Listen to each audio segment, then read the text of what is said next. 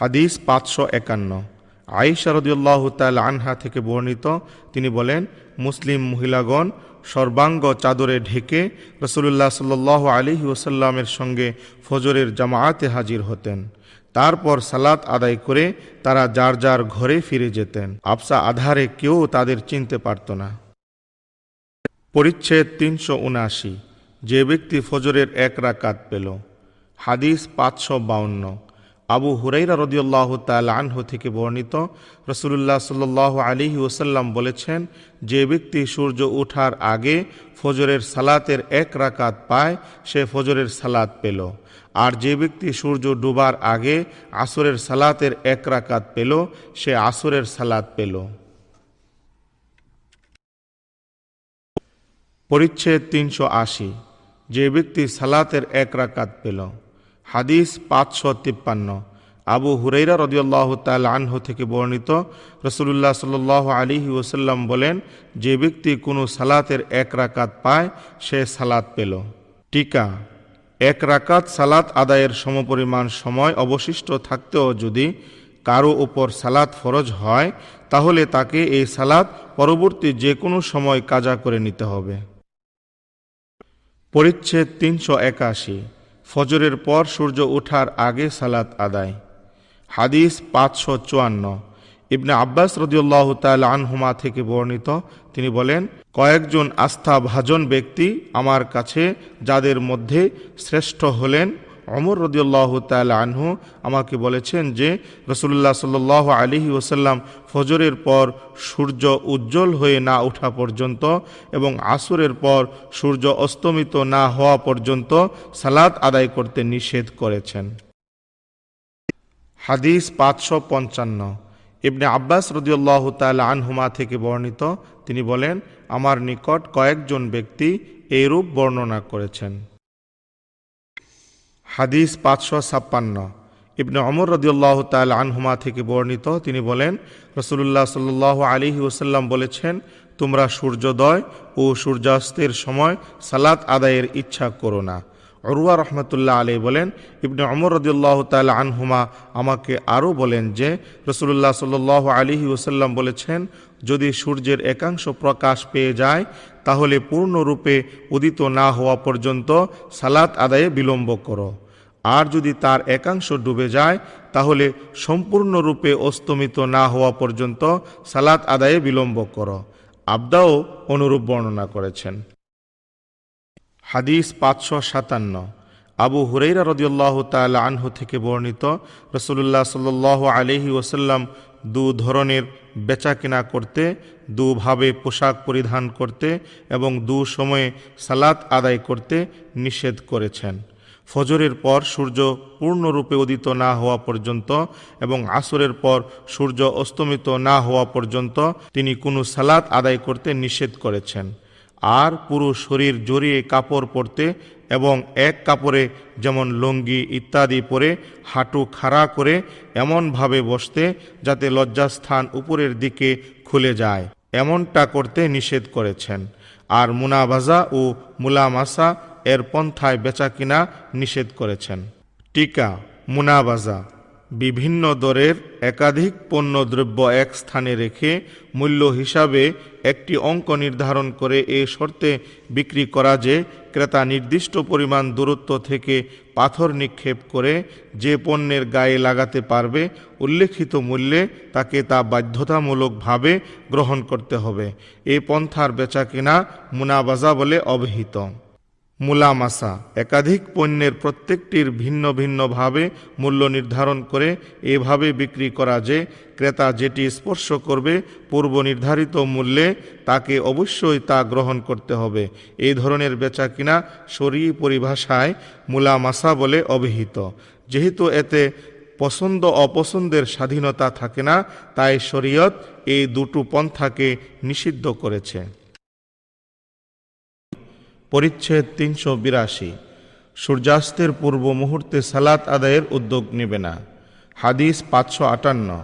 ইবনে ওমর রাদিয়াল্লাহু তাআলা আনহুমা থেকে বর্ণিত, রাসূলুল্লাহ সাল্লাল্লাহু আলাইহি ওয়াসাল্লাম বলেছেন, তোমাদের কেউ যেন সূর্যোদয় ও সূর্যাস্তের সময় সালাত আদায়ের উদ্যোগ না নেয়। হাদিস 559।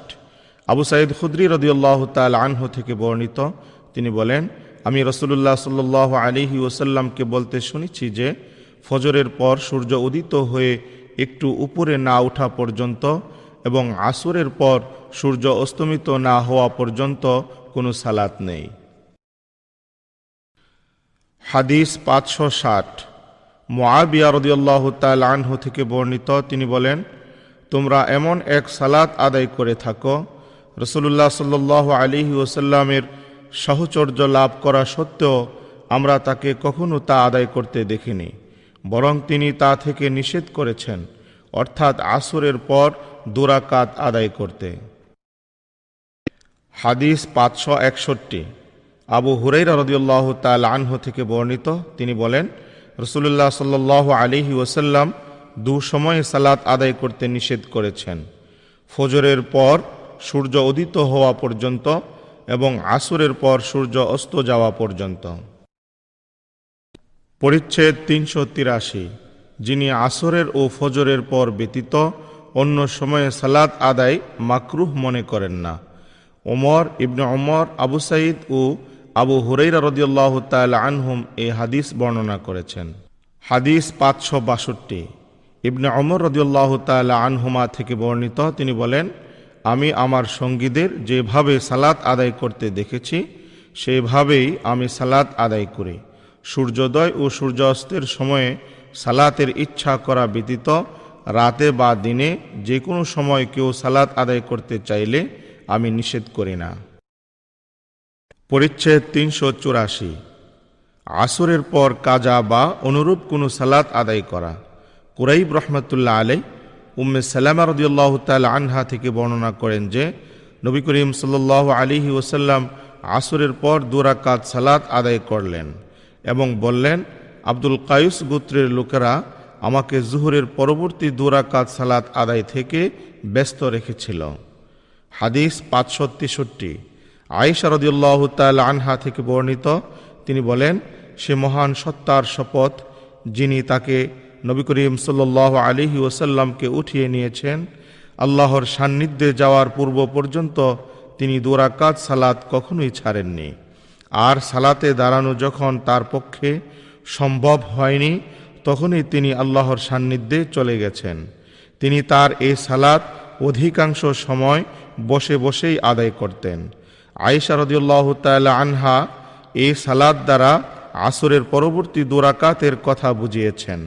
রাসূলুল্লাহ সাল্লাল্লাহু আলাইহি ওয়াসাল্লাম এই 2 রাকাত সালাত আদায় করতেন, তবে উম্মতের উপর বোঝা হয়ে পড়ার আশঙ্কায় তা মসজিদে আদায় করতেন না, কেননা উম্মতের জন্য যা সহজ হয় তাই তার কাম্য ছিল। হাদিস 564। আয়েশা রাদিয়াল্লাহু তাআলা আনহা থেকে বর্ণিত, তিনি বলেন, হে ভাগিনে, নবী করিম সাল্লাল্লাহু আলাইহি ওয়াসাল্লাম আমার কাছে উপস্থিত থাকার কালে আসরের পরবর্তী 2 রাকাত কখনো ছাড়েননি। হাদিস 565। আয়েশা রাদিয়াল্লাহু তাআলা আনহা থেকে বর্ণিত, তিনি বলেন, 2 রাকাত সালাত রাসূলুল্লাহ সাল্লাল্লাহু আলাইহি ওয়াসাল্লাম প্রকাশ্যে বা গোপনে কোনো অবস্থাতেই ছাড়তেন না। তা হলো ফজরের সালাতের আগের 2 রাকাত ও আসরের পরের 2 রাকাত। হাদিস 566। আয়েশা রাদিয়াল্লাহু তাআলা আনহা থেকে বর্ণিত, তিনি বলেন, রাসূলুল্লাহ সাল্লাল্লাহু আলাইহি ওয়াসাল্লাম যে দিনই আসরের পর আমার কাছে আসতেন সেদিনই 2 রাকাত সালাত আদায় করতেন। টিকা। পূর্বে উল্লিখিত একটি হাদিসে বর্ণনা করা হয়েছে যে আসরের পর আর কোনো সালাত নেই, অথচ এই হাদিসে রাসূলুল্লাহ সাল্লাল্লাহু আলাইহি ওয়াসাল্লাম আসরের পরে 2 রাকাত পড়েছেন। এই 2 রাকাত রাসূলুল্লাহ সাল্লাল্লাহু আলাইহি ওয়াসাল্লামের ব্যক্তিগত আমল ছিল, উম্মতের জন্য তা অনুসরণীয় নয়। পরিচ্ছেদ 385। মেঘলা দিনে শীঘ্র সালাত আদায় করা। হাদিস 567। আবু মালিহ রাদিয়াল্লাহু তাআলা আনহু থেকে বর্ণিত, তিনি বলেন, এক মেঘলা দিনে আমরা বুরাইদা রাদিয়াল্লাহু তাআলা আনহুর সঙ্গে ছিলাম। তিনি বললেন, শীঘ্র সালাত আদায় করে নাও, কেননা নবী করিম সাল্লাল্লাহু আলাইহি ওয়াসাল্লাম বলেছেন, যে ব্যক্তি আসরের সালাত ছেড়ে দেয় তার সমস্ত আমল বিনষ্ট হয়ে যায়। পরিচ্ছেদ 386। ওয়াক্ত চলে যাওয়ার পর আজান দেওয়া। হাদিস 568। আবু কাতাদা রাদিয়াল্লাহু তাআলা আনহু থেকে বর্ণিত, তিনি বলেন, এক রাতে আমরা রাসূলুল্লাহ সাল্লাল্লাহু আলাইহি ওয়াসাল্লামের সঙ্গে ছিলাম। যাত্রী দলের কেউ কেউ বললেন, ইয়া রাসূলুল্লাহ, রাতের এই শেষ প্রহরে আমাদের নিয়ে যদি একটু বিশ্রাম নিতেন। রাসূলুল্লাহ সাল্লাল্লাহু আলাইহি ওয়াসাল্লাম বললেন, আমার ভয় হচ্ছে সালাতের সময়ও তোমরা ঘুমিয়ে থাকবে। বিলাল রাদিয়াল্লাহু তাআলা আনহু বললেন, আমি আপনাদের জাগিয়ে দেব। কাজেই সবাই শুয়ে পড়লেন। এদিকে বিলাল রাদিয়াল্লাহু তাআলা আনহু তার হাওদার গায়ে একটু হেলান দিয়ে বসলেন। এতে তার দু চোখ মুদে আসলো, ফলে তিনি ঘুমিয়ে পড়লেন। সূর্য কেবল উঠতে শুরু করেছে, এমন সময় রাসূলুল্লাহ সাল্লাল্লাহু আলাইহি ওয়াসাল্লাম জাগ্রত হলেন এবং বিলাল রাদিয়াল্লাহু তাআলা আনহুকে ডেকে বললেন, হে বিলাল, তোমার কথা গেল কোথায়? বিলাল রাদিয়াল্লাহু তাআলা আনহু বললেন, আমার এত অধিক ঘুম আর কখনো পাইনি। রাসূলুল্লাহ সাল্লাল্লাহু আলাইহি ওয়াসাল্লাম বললেন, আল্লাহ তাআলা যখন ইচ্ছা করেছেন তখন তোমাদের রূহ কবজ করে নিয়েছেন, আবার যখন ইচ্ছা করেছেন তখন তা তোমাদের ফিরিয়ে দিয়েছেন। হে বিলাল, উঠো, লোকদের জন্য সালাতের আজান দাও। তারপর তিনি ওযু করলেন এবং সূর্য যখন উপরে উঠল এবং উজ্জ্বল হলো তখন তিনি দাঁড়ালেন এবং সালাত আদায় করলেন। টিকা: পূর্ণ সতর্কতা অবলম্বনের পরও জাগ্রত হতে না পারা এ ইচ্ছাকৃত ত্রুটি নয়, কাজেই তা উজুর হিসাবে গণ্য হবে। পরিচ্ছেদ 387। ওয়াক্ত চলে যাওয়ার পর লোকদের নিয়ে জামায়াতে সালাত আদায় করা। হাদিস 569। জাবির ইবনে আবদুল্লাহ রাদিয়াল্লাহু তাআলা আনহুমা থেকে বর্ণিত যে, খন্দকের দিন সূর্য অস্ত যাওয়ার পর ওমর ইবনুল খাত্তাব রাদিয়াল্লাহু তাআলা আনহু এসে কুরাইশ গোত্রীয় কাফিরদের ভর্ৎসনা করতে লাগলেন এবং বললেন, ইয়া রাসূলুল্লাহ, আমি এখনও আসরের সালাত আদায় করতে পারিনি, এমনকি সূর্য অস্ত যায়। নবী করিম সাল্লাল্লাহু আলাইহি ওয়াসাল্লাম বললেন, আল্লাহর শপথ, আমিও তা আদায় করিনি। তারপর আমরা উঠে বুথানের দিকে গেলাম। সেখানে তিনি সালাতের জন্য উজু করলেন এবং আমরাও উজু করলাম। এরপর সূর্য ডুবে গেলে আসরের সালাত আদায় করেন, তারপর মাগরিবের সালাত আদায় করেন। পরিচ্ছেদ 388। কেউ যদি কোনো ওয়াক্তের সালাত আদায় করতে ভুলে যায়, তাহলে যখন স্মরণ হবে তখন সে তা আদায় করে নেবে। সে সালাত ব্যতীত অন্য সালাত পুনরায় আদায় করতে হবে না। ইব্রাহিম রহমতুল্লাহ আলাইহি বলেন, কেউ যদি 20 বছরও এক ওয়াক্তের সালাত ছেড়ে দিয়ে থাকে, তাহলে তাকে শুধু সে ওয়াক্তের সালাতই পুনরায় আদায় করতে হবে। হাদিস 570। আনাস ইবনে মালিক রাদিয়াল্লাহু তাআলা আনহু থেকে বর্ণিত, নবী করিম সাল্লাল্লাহু আলাইহি ওয়াসাল্লাম বলেছেন, যদি কেউ কোনো সালাতের কথা ভুলে যায়, তাহলে যখনই স্মরণ হবে তখন তাকে তা আদায় করতে হবে। এ ব্যতীত সে সালাতের অন্য কোনো কাফফারা নেই, কেননা আল্লাহ তাআলা ইরশাদ করেছেন, আকিমিস সালাতা লিযিকরি, আমাকে স্মরণের উদ্দেশ্যে সালাত কায়েম করো। মুসা রহমতুল্লাহ আলাইহি বলেন, হাম্মাম রহমতুল্লাহ আলাইহি বলেছেন যে, আমি তাকে কাতাদা রহমতুল্লাহ আলাইহি পরে বলতে শুনেছি, আমাকে স্মরণের উদ্দেশ্যে সালাত কায়েম করো। হাব্বান রহমতুল্লাহ আলাইহি আনাস রাদিয়াল্লাহু তাআলা আনহু এর সূত্রে রাসূলুল্লাহ সাল্লাল্লাহু আলাইহি ওয়াসাল্লাম থেকে অনুরূপ হাদিস বর্ণিত আছে। পরিচ্ছেদ 389। একাধিক সালাতের কাজা ধারাবাহিকভাবে আদায় করা। হাদিস 571। জাবির রাদিয়াল্লাহু তাআলা আনহু থেকে বর্ণিত, তিনি বলেন, খন্দকের যুদ্ধকালে এক সময় ওমর রাদিয়াল্লাহু তাআলা আনহু কুরাইশ কাফিরদের ভর্ৎসনা করতে লাগলেন এবং বললেন, সূর্যাস্তের পূর্বে আমি আসরের সালাত আদায় করতে পারিনি। জাবির রাদিয়াল্লাহু তাআলা আনহু বলেন, তারপর আমরা বুথান উপত্যকায় উপস্থিত হলাম। সেখানে তিনি সূর্যাস্তের পর সে সালাত আদায় করলেন, তারপরে মাগরিবের সালাত আদায় করলেন। পরিচ্ছেদ 390। ইশার সালাতের পর গল্প গুজব করা মাকরুহ। হাদিস 572। আবু মিনহাল রাদিয়াল্লাহু তাআলা আনহু থেকে বর্ণিত, তিনি বলেন, আমি আমার পিতার সঙ্গে আবু বারজা আসলামী রাদিয়াল্লাহু তাআলা আনহু এর নিকট গেলাম। আমার পিতা তাকে জিজ্ঞাসা করলেন, রাসূলুল্লাহ সাল্লাল্লাহু আলাইহি ওয়াসাল্লাম ফরজ সালাত সমূহ কোন সময় আদায় করতেন? তিনি বললেন, রাসূলুল্লাহ সাল্লাল্লাহু আলাইহি ওয়াসাল্লাম জুহুরের সালাত, যাকে তোমরা প্রথম সালাত বলে থাকো, সূর্য ঢলে পড়লে আদায় করতেন। আর তিনি আসরের সালাত এমন সময় আদায় করতেন যে আমাদের কেউ সূর্য সজীব থাকতেই মদিনার শেষ প্রান্তে নিজ পরিজনের কাছে ফিরে আসতে পারত। মাগরিব সম্পর্কে তিনি কি বলেছিলেন তা আমি ভুলে গেছি। তারপর আবু বারজা আসলামী রাদিয়াল্লাহু তাআলা আনহু বলেন, ইশার সালাত একটু বিলম্বে আদায় করা তিনি পছন্দ করতেন, আর ইশার আগে ঘুমানো এবং পরে কথাবার্তা বলা তিনি অপছন্দ করতেন। আর এমন মুহূর্তে তিনি ফজরের সালাত শেষ করতেন যে আমাদের যে কেউ তার পার্শ্ববর্তী ব্যক্তিকে চিনতে পারত। এই সালাতে তিনি 60 থেকে 100 আয়াত তিলাওয়াত করতেন। পরিচ্ছেদ 391, ইশার পর জ্ঞান চর্চা ও কল্যাণকর বিষয়ের আলোচনা। হাদিস 573, কুররা ইবনে খালিদ রহমতুল্লাহ আলাইহি থেকে বর্ণিত, তিনি বলেন, একদা আমরা হাসান বসরি রহমতুল্লাহ আলাইহি এর অপেক্ষায় ছিলাম। তিনি এত বিলম্বে আসলেন যে নিয়মিত সালাত শেষে চলে যাওয়ার সময় ঘনিয়ে আসলো। এরপর তিনি এসে বললেন, আমাদের এই প্রতিবেশীগণ আমাদের ডেকেছিলেন।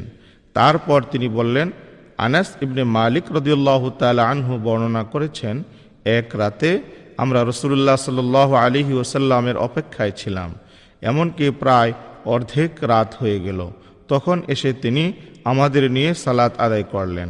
এরপর আমাদের সম্বোধন করে তিনি বললেন, জেনে রাখো, লোকেরা সালাত আদায় করে ঘুমিয়ে পড়েছে, তবে তোমরা যতক্ষণ সালাতের অপেক্ষায় ছিলে ততক্ষণ সালাতেই রত ছিলে। হাসান বসরি রহমতুল্লাহ আলাইহি বলেন, মানুষ যতক্ষণ কল্যাণের অপেক্ষায় থাকে ততক্ষণ তারা কল্যাণেই নিরত থাকে। কুররা রহমতুল্লাহ আলাইহি বলেন, এ উক্তি আনাস রাদিয়াল্লাহু তাআলা আনহু কর্তৃক বর্ণিত রাসূলুল্লাহ সাল্লাল্লাহু আলাইহি ওয়াসাল্লামের হাদিসেরই অংশ। হাদিস 574, আব্দুল্লাহ ইবনে ওমর রাদিয়াল্লাহু তাআলা আনহুমা থেকে বর্ণিত, রাসূলুল্লাহ সাল্লাল্লাহু আলাইহি ওয়াসাল্লাম একবার তার শেষ জীবনে ইশার সালাত আদায় করে সালাম ফিরাবার পর বললেন, আজকের এই রাত সম্পর্কে তোমাদের অভিমত কি? আজ থেকে নিয়ে 100 বছরের মাথায় আজ যারা ভূপৃষ্ঠে আছে তাদের কেউ অবশিষ্ট থাকবে না।